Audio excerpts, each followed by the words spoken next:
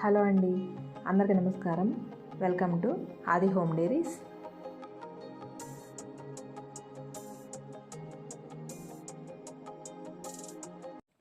ఈరోజు వీడియోలో చిన్నపిల్లల నుంచి పెద్దవాళ్ళ వరకు అందరూ ఎంతో ఇష్టంగా తినే బొబ్బట్లు తయారు చేసి చూపిస్తున్నాను. లోపలి పూర్ణం పప్పుతో కాకుండా క్యారెట్, డ్రై ఫ్రూట్స్ వేసి చేశాను. చాలా బాగున్నాయండి, చాలా టేస్టీగా ఉన్నాయి. వీడియో ఎక్కడ స్కిప్ చేయకుండా చివరి వరకు చూడండి. వీడియో నచ్చితే లైక్ చేయండి, షేర్ చేయండి. ఆది హోమ్ డైరీస్ ఛానల్ని సబ్స్క్రైబ్ చేయండి. ఇప్పుడు టేస్టీ అండ్ హెల్దీ క్యారెట్ బొబ్బట్లు నేను ఎలా చేశానో చెప్తాను. ముందు స్టఫింగ్కి కావాల్సినవి చెప్తాను. ఒక పావు కిలో క్యారెట్ తీసుకుని సన్నగా తురుము పెట్టుకున్నాను. కప్పు కొలతలు వచ్చేసి ఒక కప్పు క్యారెట్ తురుము వచ్చింది. అదే కప్పులో సగం బెల్లం తీసుకున్నాను నేను. తర్వాత పావు కప్పు బాదం పప్పు తీసుకోవాలి, పావు కప్పు జీడిపప్పు తీసుకోవాలి. యాలకులు ఒక 5-6 తీసుకుంటే సరిపోతుందండి, మంచి ఫ్లేవర్ కోసం బాగుంటుంది. క్యారెట్ స్వీట్గానే ఉంటుంది కాబట్టి బెల్లం అరకప్పు తీసుకున్నానండి నేను. స్వీట్ ఎక్కువగా తినేవాళ్ళు ఇంకో 2-3 స్పూన్లు ఎక్కువగా తీసుకోండి, సరిపోతుంది. బాదం పప్పు, జీడిపప్పు మన ఇష్టం అండి, ఉంటే వేసుకోవచ్చు లేకపోతే లేదు. క్యారెట్, బెల్లం అన్నా సరిపోతుంది.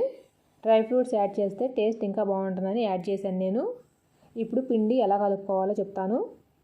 బొబ్బట్లు బయట స్వీట్ షాప్లో కొన్నట్లుగా రావాలి అంటే కనుక అచ్చంగా మైదాని వాడాలండి. హెల్తీగా గోధుమ పిండితో చేసుకోవాలి అనుకుంటే కనుక కొంచెం గట్టిగా వస్తాయండి, మరీ అంత గట్టిగా ఏమి ఉండవు, కానీ బాగానే ఉంటాయి. నేను ఇక్కడ కప్పు మైదా పిండి తీసుకున్నాను, అరకప్పు గోధుమ పిండి తీసుకున్నాను. రెండు కలిపి ఇలా పిండి జల్లెళ్ళు వేసి జల్లించుకోవాలి. తర్వాత పావు స్పూన్ సాల్ట్ వేసుకుని 2-3 స్పూన్లు నెయ్యి వేసుకోవాలి. వాటర్ పోయకముందే వేసుకున్న నెయ్యి పిండికి బాగా పట్టేలాగా కలుపుకోవాలి. పిండి ఇలా బాగా కలుపుకున్న తర్వాత కొంచెం కొంచెం వాటర్ పోసుకుంటూ పిండి కలుపుకోవాలి. పిండిలో నెయ్యి వేసి కలిపాం కాబట్టి నేను తీసుకున్న పిండికి ఒక టీ గ్లాస్ వాటర్ పట్టినాయండి. వాటర్ కూడా ఎక్కువగా పట్టవు. పిండి చపాతీ పిండి కన్నా సాఫ్ట్గా కలుపుకోవాలి. మనం పట్టుకున్నప్పుడు పిండిని చేతికి అంటుకోవాలి, అలా కలపాలి. మైదా కాకుండా అచ్చంగా గోధుమ పిండి తీసుకుంటే పిండి సాగడానికి ఆయిల్ ఎక్కువగా పోయాల్సి వస్తుంది. పిండి కలపడం అయిపోయింది. చూడండి పిండి ఎంత సాఫ్ట్గా ఉందో, ఇంత సాఫ్ట్గా ఉండాలి. పిండి ఆరిపోకుండా పైన ఆయిల్ పోసుకోవాలి. బొబ్బట్లు అంటేనే ఆయిల్ ఎక్కువగా ఉంటుందండి. ఇక్కడ పిండి ఆరిపోకుండా పైన కొంచెం పోసాను ఆయిల్ నేను. కొంతమంది అయితే సగం వరకు పోసేస్తారు. పిండిని అలా నూనెలో నాననిస్తారండి. కలిపి పెట్టుకున్న పిండి మీద ఆయిల్ పోసి ఒక గిన్నె మూత వేసి పక్కన పెట్టాలి. పిండి ఎంతసేపు నానితే అంత బాగుంటుందండి. నేను ఒక 1 అవర్ పాటు నానబెట్టాను. ఇప్పుడు స్టఫింగ్ ప్రిపరేషన్ చూద్దాము. ముందు పాన్ వేడైన తర్వాత బాదం పప్పులు వేసుకుని వేయించుకోవాలి. అవి కొంచెం రోస్ట్ అయిన తర్వాత జీడిపప్పులు కూడా వేసుకొని ఫ్రై చేసుకోవాలి. అవి 2 రోస్ట్ అయిపోయిన తర్వాత గిన్నెలో తీసుకుని పక్కన పెట్టుకుని అదే పాన్లో 2-3 స్పూన్లు నెయ్యి వేసుకుని తురుము పెట్టుకుని క్యారెట్ కూడా వేసుకుని వేయించుకోవాలి. ఫ్లేమ్ సిమ్లో పెట్టుకుని నిదానంగా వేయించుకోవాలి. క్యారెట్ తురుము ఇలా వేగుతూ ఉంటే మరో పక్కన స్టవ్ పైన బెల్లం పెట్టుకోవాలండి. ఇంకో గిన్నెలో బెల్లంలో ఇసుక రాళ్ళు ఉంటాయి కదా, అలా రాకుండా బెల్లంలో కొంచెం ఇలా వాటర్ పోసుకుని ఆ వాటర్ని వడగొట్టుకుని పోసుకోవాలి మనం క్యారెట్ తురుములో. పాకం ఏమి రానవసరం లేదండి, కొంచెం కరగబెట్టుకుని పోసుకుంటే సరిపోతుంది. అందుకే కొంచెం వాటర్ పోసాను. ఇప్పుడు వేయించి పెట్టుకున్న బాదం జీడిపప్పుని గ్రైండ్ చేసుకోవాలి. ఫైన్ పౌడర్లా కాకుండా కొంచెం బరగ్గా గ్రైండ్ చేసుకోవాలి. బెల్లం పూర్తిగా కరిగిపోయింది.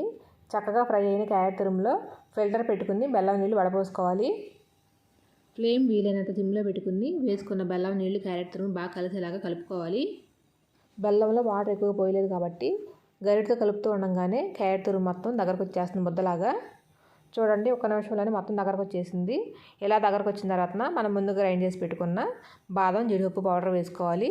ఒక పావు స్పూను ఎలాచి పౌడర్ వేసుకొని కలుపుకోవాలి. క్యారెట్ తురుములో జీడిపప్పు, బాదం పొడి, యాలకుల పొడి 2 బాగా కలిసేలాగా కలుపుకోవాలి. ఇలా కలిపిన తర్వాత 2 స్పూన్ల నెయ్యి వేసి కలపాలి. ఈ క్యారెట్ పూర్ణం కూడా చక్కగా సాఫ్ట్గా మెత్తగా ఉంటేనే బొబ్బట్లు బాగా వస్తాయండి. పిండి సాఫ్ట్గా ఉండాలి, పూర్ణం సాఫ్ట్గా ఉండాలి. అలా ఉంటేనే బొబ్బట్లు మనం నొక్కడానికి ఈజీగా ఉంటుంది. చూడండి, క్యారెట్ తురుము దగ్గరకు వచ్చేసింది. ఇలా ఉంటే సరిపోతుందండి, చేతికి అంటుకునేలాగా ఉండాలి. మన చేతికి అంటుకోకుండా కొంచెం నెయ్యి వేసుకుని కలుపుకొని వండించుకోవాలి. ఈ పూర్ణం కొంచెం గోరువెచ్చగా ఉండగానే బొబ్బట్లు చేసేసుకోవాలి, అప్పుడే మెత్తగా ఉంటాయి. స్టఫింగ్కి క్యారెట్ పూర్ణం రెడీగా ఉందండి. ఇప్పుడు పిండి ఒకసారి మళ్ళీ బాగా కలుపుకోవాలి. చూడండి పిండి ఎంత సాఫ్ట్గా ఉందో. ఇలా ఉంటేనే బొబ్బట్లు బాగా పొంగుతూ వస్తాయి. 2 నిమిషాల పాటు పిండిని ఇలా బాగా కలుపుకున్న తర్వాత మనకు కావాల్సినంత పిండిని తీసుకుని చిన్న చిన్న ముద్దలాగా చేసుకోవాలి. ఈ బొబ్బట్లు ఎక్కువగా పండుగలకు చేస్తూ ఉంటారు. దేవుడికి నైవేద్యంగా పెట్టడానికి ముందు రోజునే ప్రిపేర్ చేసి పెట్టుకోవచ్చండి. వీటిని మనం బయట కొని పెట్టేవాటికన్నా మనం ఇంట్లోనే ఇలా చేసుకుని పెట్టుకుంటే చాలా మంచిది.